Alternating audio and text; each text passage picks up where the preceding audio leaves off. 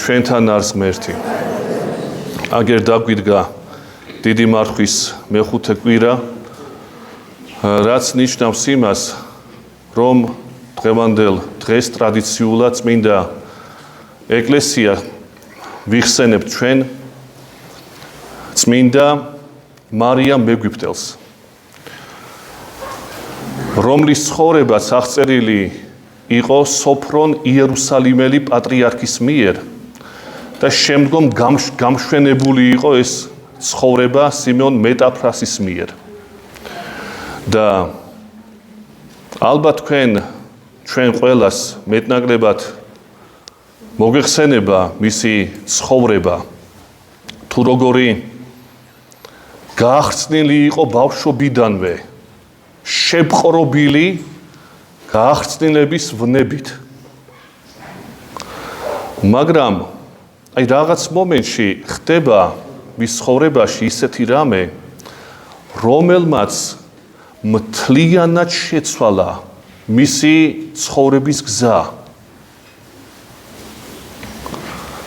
თუ კი იყო ასეთ გახრწნილებაში ადამიანი, ერთი მომენტი, რომელიც ცნობილია მისი ცხოვრებიდან, როდესაც იერუსალიმში ჩადის სამეძაოდ, სამლოცველოდ კი არა, სალოცავად კი არა, გარყვნილებისათვის ჩადის, ღვთის ზალა იერუსალიმში, როდესაც შედიან ადამიანები ტაძარში, ცხოველმყოფელ ჯვართან, სათაყვანებლად, ეს მარიამი ვერ შედის იქ. უნდა სურვილი აქვს, მაგრამ ღვთის ზალა არ უშვებს. და რაღაც ხმა ესმის შემდგომში წადი იორდანეს მიღმა და იქ ნახავ გზას. დაახლოებით ესეთი სიტყვებია და ეს ადამიანი იცვლება მთლიანობაში და 47 წლის განმავლობაში მოღვაწეობს მარტო, ვიდრე ზოსიმე ბერი გასული დიდი მარხვის განმავლობაში სამოღვაწეოდ, უდაბნოში ისიც, ხედავს ამ ადამიანს, ნახევრად შიშველია, ბუნებრივია, ახლა იქ საიდან ექნებოდა შესამოსელი მარიამს, რაც კი ქონდა დაეწვა და ამ ზეზე და დანარჩენსაც შეიკერავდა.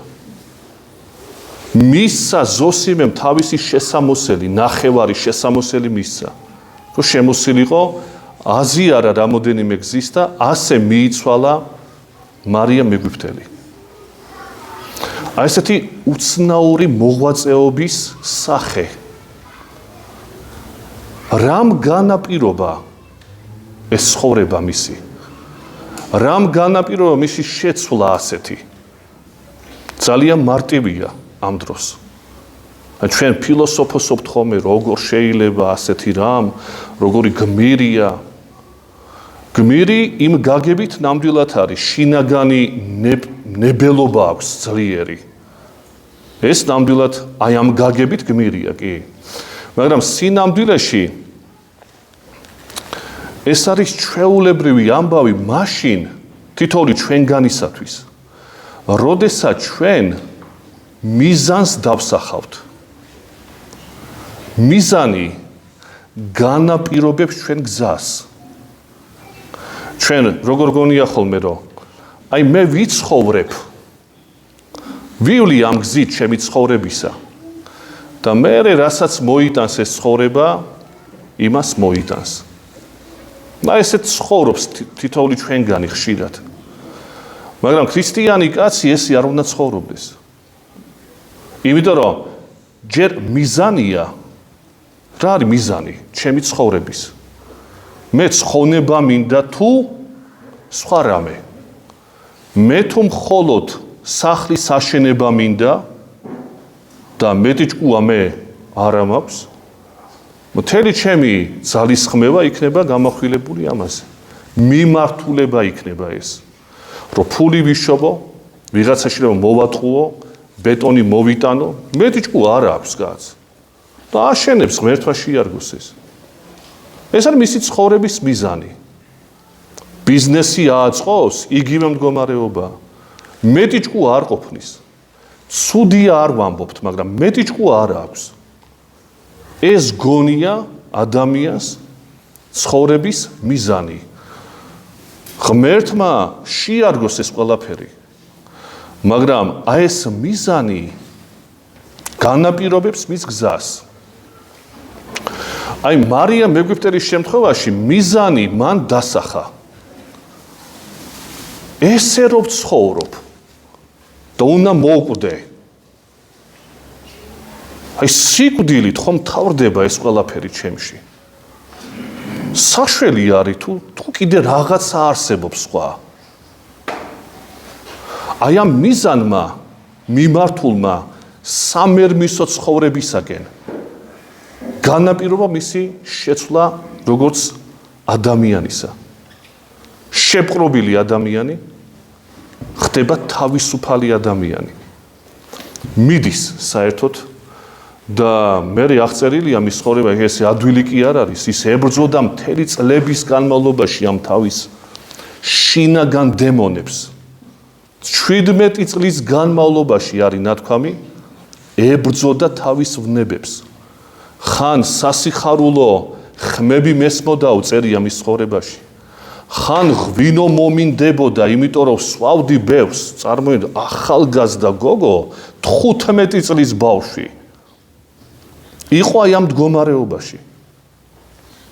და ეს ყველაფერი მე მაწუხებ და ამბობს, ვინ ჩაწერა მისი ცხოვრება. რა მდგომარეობა ქონდა ტვინში ამ ბავშვს. და რომ მოვიდა ჭკუაზე, მე მთელი 47 წელი ამ დემონებს დევნის საკუთარი თავიდან. გმირი, სულიერი გმირი. მაგრამ ეხლა თქვენ იტყვით. კი, ძალიან კარგია. ხლა ვიხსენებთ ბევრი ასეთი გმირი ჩვენს ისტორიაში. წმინდათა შორის უამრავია ასეთი. ავაზაკი ავიღოთ ჯვარზე გაკრული. უამრავი რომელი ერთი ჩამოთვალოთ. მაგრამ მე რა 21 საუკუნეში მცხოვრები ადამიანისათვის. ეკლესიაში ყოველთვის წლიდან წლამდე ვიხსენებთ მის ხსენებას. მეხუთე კვირა დიდი მარხვის. და რაღაცას ხონდა მეუბნებოდეს მისი ცხოვრება მე. ის ცხოვრობდა მე-6 საუკუნის პირველ ნახევარში, გარდაიცვალა 522 წელს. ანუ ესე იგი მე-5 საუკუნის ბოლო და მე-6 საუკუნის პირველი ნახევარი. არაფერი დაუწერია, ღვთისმეტყველი ის არ იყო, იმ გაგებით, რაც ღვთისმეტყველება ეწოდება, როგორც გრიგო ღვთისმეტყველი, ბასე, ესე არ იყო. იყო მეუდაბნოე, არავისგან აღკვეცილი მონაზვნად არ იყო. აი ესეთი უცნაური ადამიანი და ასე დიდი პატივით მოიხსენიებს ჩვენი ეკლესია და არა მხოლოდ ჩვენი. პროტესტანტული ეკლესიაც კი მოიხსენებს, როგორც დიდ ადამიანს. ნუ კათოლიციზმზე საერთოდ საუბარი არ, ანგლიკანური ეკლესია მოიხსენებს. და მე რა, აი თქვენ მეუბნებით, რომ ყოველ მე-5 კვირას დიდი მარხვისა, ყოველ წელიწადს მისი ხსენება, ამაზე მსჯელობთ და რაღაცა ხო ჩემთვის აქტუალური უნდა იყოს. მხოლოდ ის ხო არ არის, რომ მე ვიცი, რომ ასეთი ადამიანი ცხოვრობდა, საკუთარ ვნებებს ებრძოდა და აცხონა საკუთარი თავი თავისი მოღვაწეობით, ღვთისწყალობით, რა თქმა უნდა. და 21 საუკუნეში რას მეუბნება? აი რას მეუბნებით თქვენ მეტყვით? და უდაბნოში წავიდე, კაცო? როგორც ის უსახლკარო იყო, ისე ვიცხოვრო? ეს გამოსავალი არ არის ჩემთვის, იტყვით თქვენ. ეს რა გამოსავალია? უდაბნოში მე წასვლა არ მინდა. არც მე არ მივდივარ უდაბნოში. ჩვენ შვილები გვყავს და საზრუნავი ხალხი გვყავს. აბა როგორ ვიმოღვაწეო? რას მეუბნებით ამით თქვენ? რაში მჭირდება ეს ცხოვრება მისი? გმირი როა და კარგი როა და რო აცხონა საკუთარი თავი, გასაგებია ეს. ბევრია ასეთი. მე რა? რა მოძღვრებაა ასეთი ჩემდამი და ბუნებრივი შეკითხვაა ეს. იმიტომ რომ ამაზე გააზრებაა საჭირო.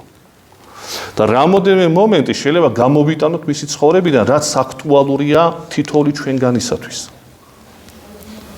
პირველი ის რომ როგორ მდგომარეობაშიც არ უნდა იყოს ადამიანი, იმედი არასოდეს არ უნდა დაკარგოს.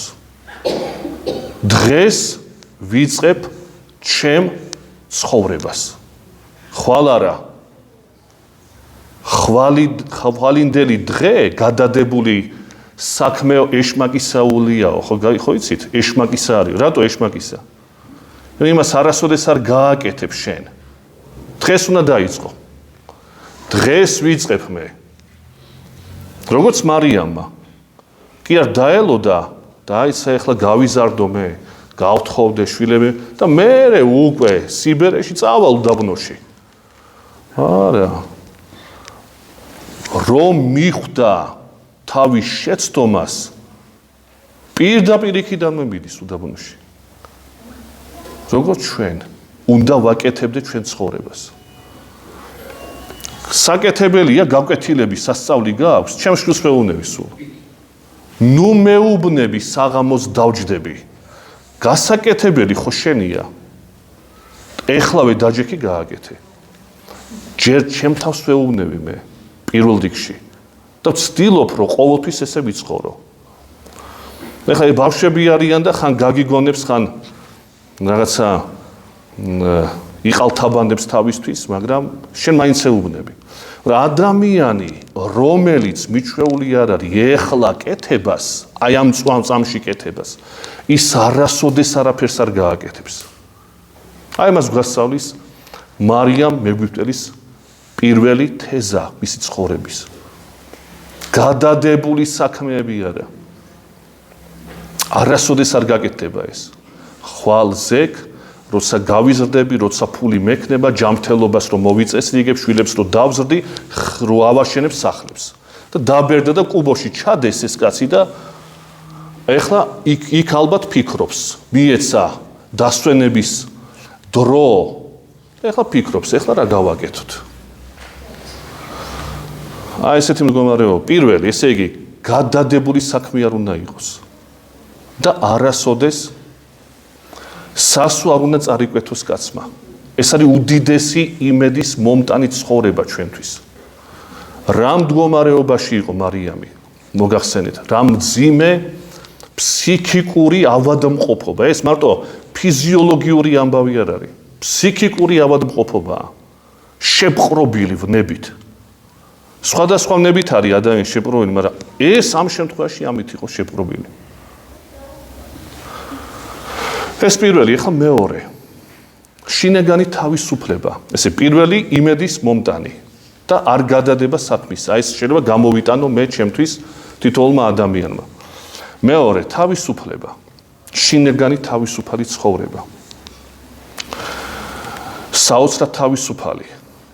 იმენა თავისუფალი, რომ ალბათ ისტორიაში ყველაზე თავისუფალი ფილოსოფოსთა შორის მარიამთან ერთად თუ ვიტყვით. იყო დიოგენე სინოპიელი, სოკრატეს მოწაფე, კასრში მცხოვრები კაცი. ბასილი დიდს აქვს ესეთი შრომა მეოთხე საუკუნეში. ბასილი დიდი გახლავთ როგორც უდიდესი მამა ეკლესიისა. უდიდესი ღვთისმეტყველი, უდიდესი მჭვრეტელი, უდიდესი ასკეტი. მაგრამ ამავე დროს იყო უდიდესი ფილოსოფოსი. იმიტომ რომ პროფესიით ფილოსოფოსი იყო ის. ანუ მოსმენილი კი არ ქონდა, როგორც ჩვენ შეიძლება მოვისმინოთ რაღაცა და ზოგადად წარმოდგენა ქონდეს. ის პროფესიით ფილოსოფოსი იყო. შეიძლება ითქვას, ფილოსოფიის ფაკულტეტზე სწავლობდა. და იმ დროს ფილოსოფიის ფაკულტეტი იყო ათენის ფილოსოფიური პლატონის სკოლა. ჯერ კიდევ არსებობდა ვიდრე იუსტინიანე დიდამდე. წარმართებით სწავლობდნენ და ბასილი იქაც გრიგოლ ღვთისმეტყველთან ერთად სწავლობს. დაამთავრეს გრიგოლმაც და ბასილმაც. მოდის თავის სამშობლოში და ხდება შემდგომ სასულიერო პირი, მერე მღვდელმთავარი და სხვა. და აი ბასილი დიდს ეკუთვნის სხვა მრავალ შრომასთან ერთად, უნიშნელოვანეს შრომასთან ერთად. ესეთი ცოტა მცირე ზომის, მაგრამ ძალიან მნიშვნელოვანი ალბათ შრომა, როგორ უნდა იკითხონ ახალგაზრდებმა წარმართული ლიტერატურა. და იქ აი ამ შრომაში ალექსანდრე მაკედონელზე მსჯელობს, სოკრატეზე მსჯელობს, პლატონზე მსჯელობს, ჰერაკლეზე მსჯელობს. ანუ წარმართები ვინც კი იყვნენ და მნიშვნელოვანი რაც კი გაუკეთებიათ მოღვაწეობისათვის, ქრისტიანული კუთხით მოღვაწეობი. ეს ყველა ჩამოთვლილი აქვს და ორ გზის იხსენებს დიოგენეს. ეს თრამეს ამბობს. მაოცებს დიოგენეს ცხოვრება თუ როგორი მდიდარი იყო იგი, მდიდარი ალექსანდრე მაკედონელზეც კი. და მორჩა და მე მეორეთი ძალიან ზოგადად იხსენებს. ორ გზის მაოცებს დიოგენეს სიმდიდრე მე, ამბობს ბასილი დიდი. და იცით ალბათ მისი სიმდიდრე რაში იყო? სიმდიდრე დიოგენესი იყო თავისუფლებაში, სხვა არაფერი არ ჰქონდა მას. კაცში ცხოვრობდა კაცი და ერთხელ ბავშვობა დაუმტვიეს ეს კაცი, მერე კიდე უყიდეს სათედელებმა. თავშესაფარი ჰქონდეს. დადიოდა კაცი ერთი შესამოსტით, ისიც როგორც ბომჟი ყარდა. აი ეს დადიოდა. და კინიკოსი ვარ მეო.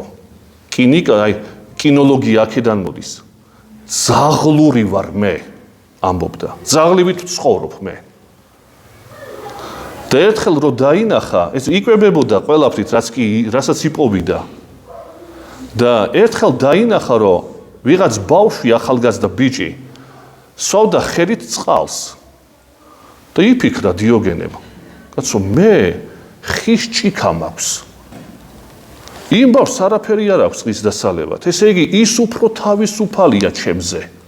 ის უფრო მდიდარია და ის ჭიქა მოისროლა მან. ერთხელ მივიდა დიოგენე ქანდაკებასთან. საათები დგას, რაღაცას თხოვს. თხოვს და უყურებენ ათენელები. ეს ბერძნები უყურებენ. რას აკეთებ შენ, რა სულელი, ან დასინოდნენ, ზაღლი იმიტომ იყო, რომ ყველა დასინოდა. როგორც სულელი კაცი, როგორც სალოსი, ოღონ ფილოსოფიის გაგებით. დგას ქანდაკებასთან და ითხოვს მოწყალებას მისგან. ფულს ითხოვს. სინონია კი არა ჭირდება. და ხედავენ და დასინიან. რას აკეთებ შენ? პასუხი იყო ასეთი. მე ჩემს თავს ვაჩვევ უარის მიღებას. წარმოიდგინეთ, კაცი, წარმართი აჩვევს საკუთარ თავს, რომ როდესაც შენ უარს გეტყვიან, მზად იყო. და ყველაზე დიდი უარი ქანდაკებისგან იქნებოდა, რა თქმა უნდა, ქანდაკემ რა უნდა მოქცეს. და დგას და სთხოვს და არაფერს არ აძლევს ეს ქანდაკე. საკუთარ თავს ვაჩვევ უარის მიღებასო. აი ესეთი მომენტები და ალექსანდრეზე მდიდარი რატო იყო?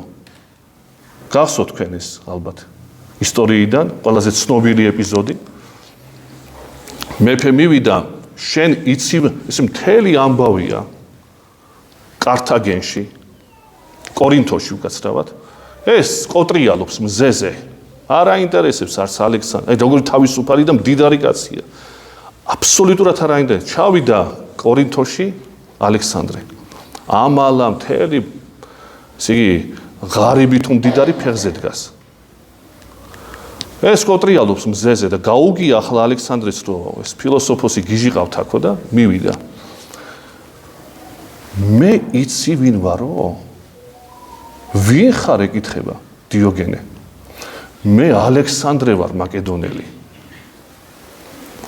და მე იცი ვინ ვარო? ეუბნება დიოგენე. ეკითხება. შემიხარო მე ძაღლი დიოგენე ვარ და სულ არ მაინტერესებს შენ ვინ იქნები გაიწიე მზეს მოეფარები მზეზე მაინც მამყოფე ცოტა ხანიო აი მხოლოდ ეს მინდა შენგან ეუბნება მეფეს ეხლა ეს წარმართი ხალხია მაგრამ ალბათ ყველაზე თავისუფალი ხალხი და ამიტომ ეხლა ჩვენ რა თქმა უნდა კიდევ ერთხელ გავიმეორებ იმას კი არ ვამბობ და ბასილი დიდი იმას კი არ ამბობს რომ ეს უნდა ვიცხოვროთ როგორც ბომჟებმა როგორც დიოგენე ცხოვრობდა და ესე უნდა ვთხოვოთ იმას ქანდაკებას რომ მომეცი რაღაცა ესეთი რამე არ არის აქ ჩადებული საუბარი არის სულიერ განწყობაზე მოვლენებისადმი და საგნებისადმი რამდენად ხარ შეპყრობილი იმით რაც შენ გარშემო არსებობს და თუ შეპყრობილი ხარ აი მარიამი იყო ვნებით შეპყრობილი დიოგენე ასეთ ხალხს დასინოდა ამბობდა ათენელებს ეუბნებოდა საცოდავი ხალხი ხართ თქვენ იმიტომ რომ კუჭის და ლტოლვის დაკმაყოფილების მეტი თქვენ არაფერი არ გაინტერესებთ ქვეყანაზე თითქოს ამას ქონდა რაღაცა დიდი გასაკეთებელი საქმე კოტრიალობდა ბომჟობდა არბანაობდა აი ეს მისი ცხოვრება იყო თავისუფლებით დამოუკიდებელი კაცი მე ვარ ყველაფრისაგან ამბობდა იგი და ეს ცხოვრება მისი დიოგენეს არაფერი არ დაუწერია წერა-კითხვაც კი არ იცოდა ალბათ მაგრამ როგორი მდიდარი იყო და ბასილი დიდმა რომელმაც შეისწავლა ეს მისი ცხოვრება ამბობს გაოცებული ვარ მე დიოგენეს ცხოვრებით რამდენად მდიდარია მეფეზე იგი და ალექსანდრემ თქვა მაკედონელმა მე რო ალექსანდრი არ ვიყო დიოგენე ვიქნებოდი აუცილებლად აი ესე ცხოვრობდა ხალხი და ხა მესამე ესე იგი პირველი ხო თქვით რომ იმედი უნდა იყოს მეორე ის რომ ადამიანი უნდა იყოს თავისუფალი უნდა იყო ამ რაღაც თამაშობებისაგან ყველაფერი სათამაშოებია ჩვენს გარშემო ამას გვასწავლის დიოგენე არ არის საჭირო კი არა შენი სწორი დამოკიდებულება უნდა გქონდეს ამ ყველაფრისადმი და ზედმეტობები არ უნდა გინდოდეს იმიტომ ცოდო ხარ კაცი შენ თვითონ ახარ ცოდო მისი მონახტები და მაგიტო თავისუფალი არ ახარ და მესამე ალბათ ყველაზე მნიშვნელოვანი მარიამ ეგვიპტელის ცხოვრებაში მისი ცხოვრება არის გააზრებული ცხოვრება ქაოტური ცხოვრება არ გახლავთ ეს ქაოტური ცხოვრება რა არის ქაოტური ცხოვრება არის ხშირად ჩვენი ესე იგი ვდგები დილით ყავას მივირთმევ მივდივარ სამსახურში შვილები მოვდივარ სახლში საჭმელი ბავშვები შვილიშვილები დაღამ და დავიძინოთ იმიტომ ცოტა მოვიდე ჭკუას მეორე დღეს იგივე და ყოველ დღე ეს რუტინა თითქოს რობოტები ვიყოთ ადამიანები და კაცი არ ფიქრობს რისთვის ან რატო ვაკეთებ ამ ყველაფერს მე ხშირად ვასებ ცხოვრობთ ადამიანები მექანიკურად ქაოტურად ესე ყველა ცხოვრობს და მეც ესე უნდა ვიცხოვრო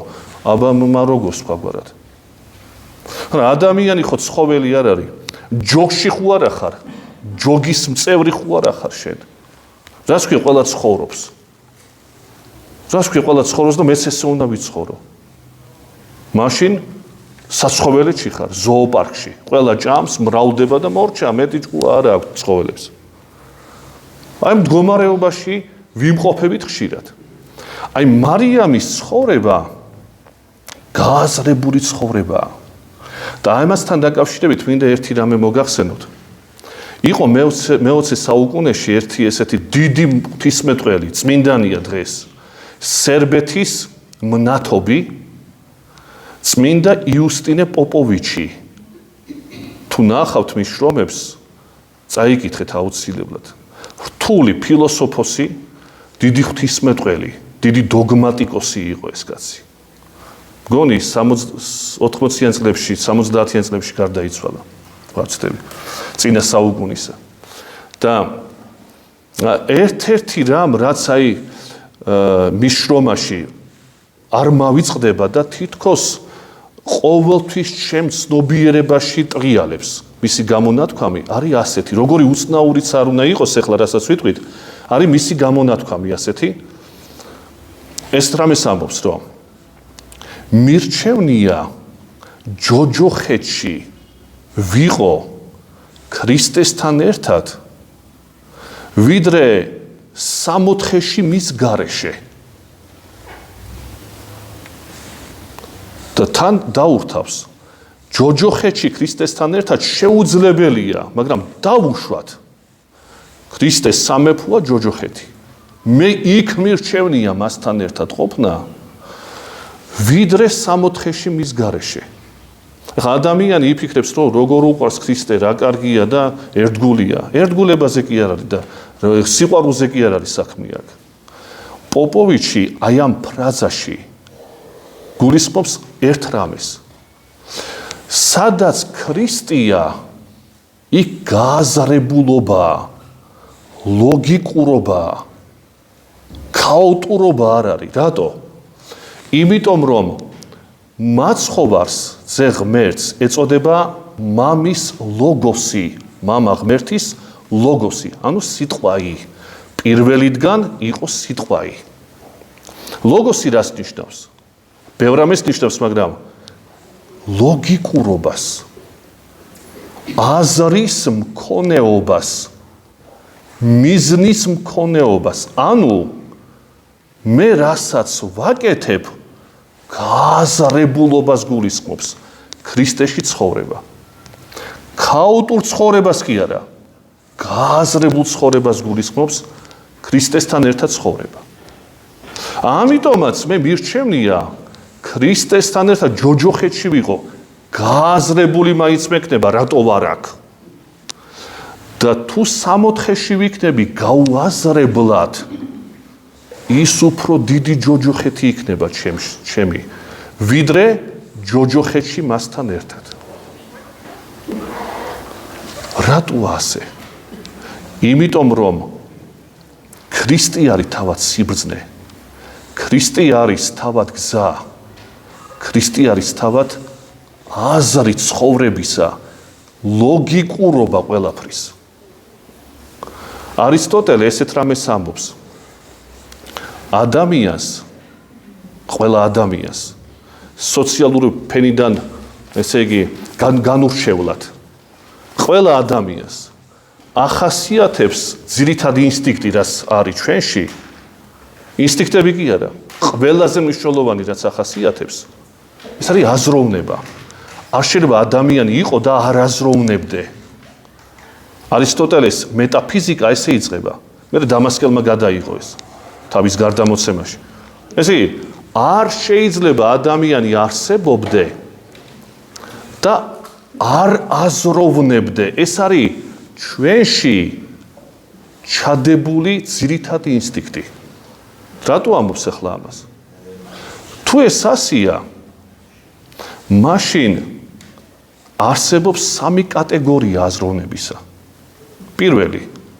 საგანი რომ არის აი მაგალითად შუქი როგორ ჩავთო როგორ გამოვთო აი შუქი არის და არის ანალოგია წიგნი მაგიდა ნუ არსებობს და მორჩა ეს ცხოველებსაც შეუძლიათ მეტნაკლებად ამის გააზრება ესე იგი აზროვნება მხოლოდ და მხოლოდ მოვლენის დანახვა და მეტნაკლებად შეცნობა მისი მეორე კატეგორია აზროვნების არის როგორ არის ეს გაკეთებული ანუ ეს შუქი როგორ არის როგორ ჩავაქრო იგი ანუ მეორე უფრო ამაღლებული ანალიზის საშუალება როცა აქვს ადამიანს ეს მაგი და ანალოგია როგორ არის გაკეთებული აი ეს უკვე ცხოველს აღარ შეუძლია. რომ არის კი, მაგრამ როგორ არის ეს ადამიანის ის თქვა ცნობის მოყარეობის შედეგია და ეს ადამიანს თან დაყოლილი აქვს არისტოტელი ამბობს. და მესამე კატეგორიას ყველა ადამიანი ხშირად არ უგდებს ყურს და არ მაღდება მასზე. ამას ქვია სიბრძნე, ანუ როდესაც ბრძენი ხდები ადამიანი. როდის ხდები ბრძენი ადამიანი? როდესაც შენ იწყებ როგორ აზროვნებას, იცით? რო არის კი არა, როგორ არის კი არა, რისთვის არის ეს? რა მიზანი აქვს ამ ყველაფერს? ვინ გააკეთა იგი? მაგალითად, მაგიდა ყველაფერს ხო თავისი მიზანი აქვს. მაგიდას მიზანი აქვს, რომ კაცი გამოიყენებს მას. ანალოგია სახარებას წაიკითხავენ. და ადამიანი რო არის გასაგებია, როგორ არის იგი? შემდგარი ხორცისაგან და სულისაგან. ეს გასაგებია. არისტოტელის თანახმად, რისთვის არის ადამიანი? ან ვინ შექმნა იგი? აი ამაზე ძალიან ბევრი არც ფიქრობს. რო ვარ კი, როგორ ვარ, სად მაქვს კუჭი, სად თვალი, სად გონება, სად ყური, ეს მედიცინას სწავლობს, ძალიან კარგია ეს. მაგრამ მედიცინა იქით ვეღარ მიდის. იმიტომ მის კომპეტენციაში აღარ არის ეს. მისი საქმე აღარ არის რისთვის არის ეს ადამიანი. ამაკითხეთ რომელიმე ექიმს. რისთვის არის, შენ რომ მკურნალობ, კარგია. და რისთვის არის ბოლო ესაგაც? აი ადამიანი რისთვის არის? აი პასუხი იქნება ასეთი. რო იცოცხლოს. მაგრამ ეს პასუხია? რას ქვია რო იცოცხლოს? ეს პასუხი შეიძლება იყოს პასუხი? ვინ შექმნა იგი? ევოლუციონისტები მაიმუნმა შექმნა. და ეს პასუხები რაღაცა ბრიყმული, გამოგონილი. ისე არისტოტელეს გონება თურმე ეს გამ გიგანტისა ამათი გაგებით მაიმუნმა შექმნა. ეს ერთი გონება ვთქვი მე და აბა გადავხედოთ ისტორიას. რენე დეკარტზე ვილაპარაკეთ წინა საუბრებში. ჰეგელი, კანტი, ამათი გონება შეიქმნა მაიმუნისაგან. იტყვის ვიღაც. აი ეს არის მესამე კატეგორია და რატო ვთქვით ახლა ეს ყველაფერი? იმიტომ რომ აი მესამე კატეგორიაში აზროვნებს მარიამ ეგვიპტელი. რომ ვარ გასაგებია. ალბათ იტყოდა იგი, სხვაგვარად ვერ გადაიქცეოდა იმ მარიამად, რასაც დღეს ჩვენ უყურებთ. რომ ვარ გასაგებია, მეორე როგორ ვარ ესეც გასაგებია. და ალბათ დასვა საკუთარი თავის წინაშე შეკითხვა. ვინ შემქმნა მე ასეთი? ან საერთოდ რომ შევიქმენი რატო ვარ? მიზანი სად არის ჩემი? აი ასეთ ადამიანებს ვინც ამაზე ფიქრობს, სერიოზულად ფიქრობს, ისე კი არა, ხანდახან სულ ამ კითხვით როა დაკავებული. არისტოტელე უწოდებს ბრძენ ადამიანებს, რასაც ცხოველები და ყველა ადამიანი ვერ ფიქრობს. მარიამი ფიქრობდა. აი რომ ფიქრობდა, ამიტომ გახდა ის, რაც გახდა. ამიტომ განიღმრთო იგი. რისთვის ვარ მე? რატო ვარ მე? სად მივდივარ მე? რა არის ჩემი მიზანი? რისთვის? როგორ შეიძლება კაცმა თქვას, ცოტა ჭკუა თუ აქვს twin, ესე იგი, ჭკუა twin-ში ცოტა არასწორი გამონათქვე. თუ კი ჭკუა აქვს, ოდნავ მოაზროვნე თუა. რო თქვას, რომ იმიტომ ვარ, რომ ვიცოცხლო აქ. რაღაცა ვერ არის ტვინში დალაგებული. იმიტომ რომ აგერ გელოდება სიკვდილი რამოდენიმე ხანში. რას ქვია შენი მიზანი არის სანამ აქ ვარ ვიცოცხლო რა არის ეს რა ადამიანის პასუხია ასეთი. უკვდავი რო იყო კიდე შეიძლება თქვა. მაგრამ აგერ გელოდება სამარე. ესე იგი შენი ცხოვრება გამოდის რაც შენ ისწავლე, რაც შენ დააგროვე, რაც შენ გაზარდე შვილები თუ მოწაფეები თუ ასე შემდეგ ყველაფერი უნდა გაქრეს. იმიტომ შენ რო დამთავრდები, ისინი იქნებიან შენთვის თუ შენ იმათვის, ამას მნიშვნელობა აღარ აქვს. სიკვდილი წერტილს უსვამს ყველაფერს. იგი ყველაფერი რაც კი დააგროვე, განვითარებითად თუ ასე, უნდა დარჩეს სიკვდილს. ამბობენ ადამიანები. არისტოტელე ასეთ ადამიანებს უგუნურ ადამიანებს უწოდა. აი წარმართი კაცი. არ იყო ეს კაცი ქრისტიანი. მაგრამ ფიქრობდა, რომ ასე არ შეიძლება აზროვნებდეს ადამიანი. ის უნდა აზროვნებდეს, რისთვის ვარ და ამას უნდა ეძიებდეს. ფილოსოფოსები სხვა გამოსავალს თავაზობდნენ ადამიანებს. არისტოტელე ისინი. ეს სხვა საკითხია. ქრისტიანობაში სხვა გამოსავალია. მაგრამ თუ კაცმა ეს კითხვები არ დასვა, მისი ცხოვრება არასოდეს არ შეიცვლება. როგორც მარიამის ცხოვრება არ შეიცვლებოდა, თუ კი ეს კითხვები არ ჰქონდა მას დასმული საკუთარი თავის წინაშე. შეიძლება ითქვას, ყველაზე დიდი ფილოსოფოსი იყო ეს დედაკაცი, მე-6 საუკუნეში მცხოვრები. ენად გააზრებული ჰქონდა თავისი მანამდე ქაოტური ცხოვრება და როგორ მიმადლა და როგორ შეძინა მას ამ ცხოვრებას აზრი. ალბათ იმავე ფრაზას იტყოდა, რაც პოპოვიჩმა თქვა, მირჩევნია გააზრებული ვიყო ქრისტესთან ერთად ჯოჯოხეთში, ვიდრე სამოთხეში მის გარეშე. იმიტომ რომ იქ ის სიამოვნება აღარ არის. ის არის ქაოსი. ნარკომანის სიამოვნება ახლა. წამიერი კი დანარჩენი მთელი ცხოვრება ჯოჯოხეთია. რატო? ქაოსია და მაგითო.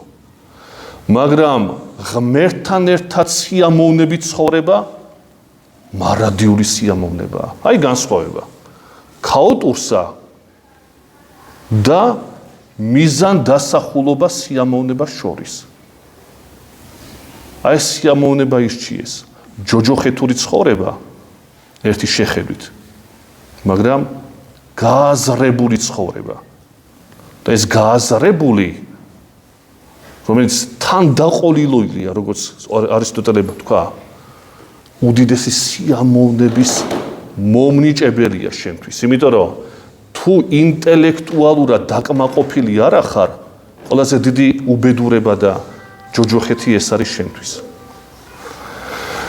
დაგლოცოთ ღმერთმა და მოგცეს უფალმა გააზრებული ცხოვრება, რაც ჰქონდა წმინდა მარიამ მეგვიფტელს და ყველა წმინდანს, რომლებიც სვავდნენ კითხვას, რატო ვარ მე, რისთვის ვარ, ვინ შემქმნა და სად მივდივარ. ეს არის ბრძენი ხალხის შეკითხვები. ნაკლებად ბრძენისა რითი ვარ და საერთოდ ნაკლები რო არის გასაგებია და მორჩა. არც რატოა და რისთვის და როგორ იმასაც არ სვავენ კითხვად. ჯვარი გეწეროთ. მომავალ შაბათს გვექნება წირვა ლაზარეს შაბათია მოგეხსენება და ღმერთმა აცხონოს ჩვენი უწმინდესი და უნეტარესის სული, სადაც მართალი განისვენებენ. ჩვენი გამზრდელი და ჭკუაზე მომყვანი ყველა ჩვენგანისა. დაგლოცოთ ღმერთმა.